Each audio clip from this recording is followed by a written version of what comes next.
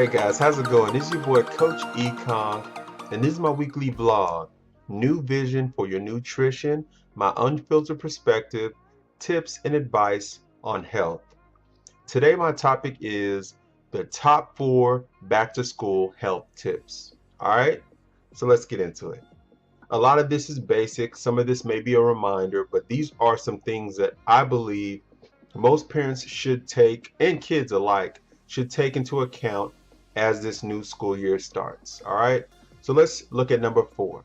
So number 4, parents, is establishing a study and work environment. All right, so what do we mean by that? As we know, studying and basically any type of homework needs to be done in a space or an environment that is going to be consistent to, or rather conducive to, an environment that's quiet, away from noise or distractions, but also consistent in being a place that your kids should always be going to, so that they kind of connect with that particular space. The more consistent they will get into the mindset of work once they arrive in that place. Another way to improve that is to also possibly look at doing a schedule. Doing a schedule is going to be valuable because when you have a schedule, you have a routine in place. Those things help to provide more consistency and kind of start a pattern that can be followed later into their adulthood. So number 3 is having the right backpack.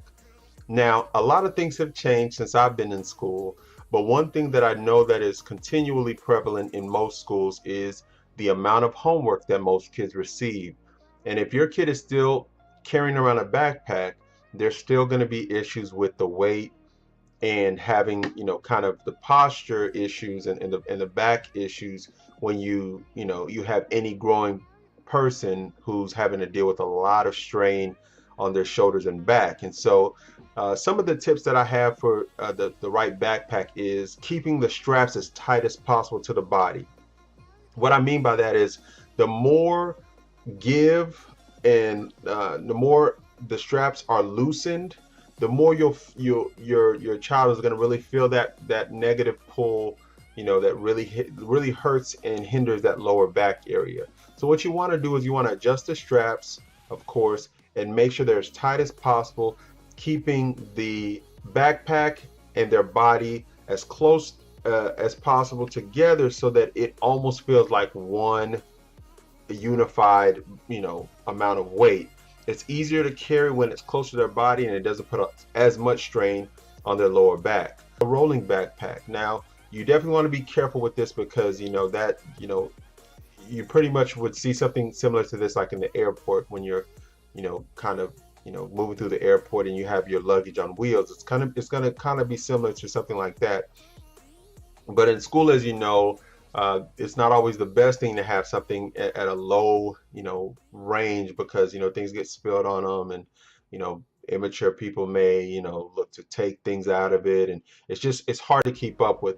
But that's also a different option depending on where they go. I think the last option would be something that would be similar to kind of a one strap over, right? Kind of like not a duffel bag, but something that would be kind of a bag that they could kind of have strapped over their body, helping to distribute and even out the weight that they have and still be able to carry their stuff. So those are just some options that I think would be helpful when dealing with backpacks. Number 2 is healthy eating. It goes without saying that there's a lot of issues when it comes to most schools, food that they serve, and their responsibility. The best thing that you're able to do is to pack your child's lunch. You want to always empower your children with the confidence to know that they are going to be better off with food that you have pretty much identified and supervised as the best options for them. You also look into having a situation where your child's health is not dictated by the school, and that way, when things happen, if they get sick or if they don't feel as well, you can kind of backtrack through your menu of what you've been putting in their lunch and hoping that they're actually eating what you bring or make, of course. But you have a way to kind of backtrack and see what things you may have packed that may or may not have agreed with their body. And so Packing the lunch is the second most important thing as we head back to school, okay? So definitely consider it.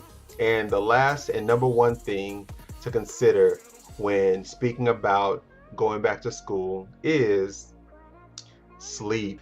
So here are some statistics that will help to find what window your child may fall in when we're speaking about sleep. The National Sleep Foundation provides a guideline for the amount of sleep that children should receive.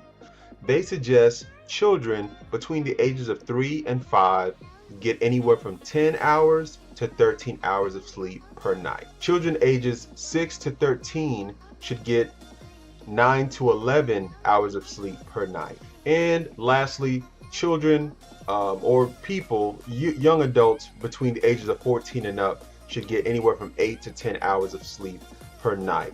So you may have to do your due diligence in scheduling, helping them to kind of get into bed a little sooner in order to try to meet those numbers as best as possible.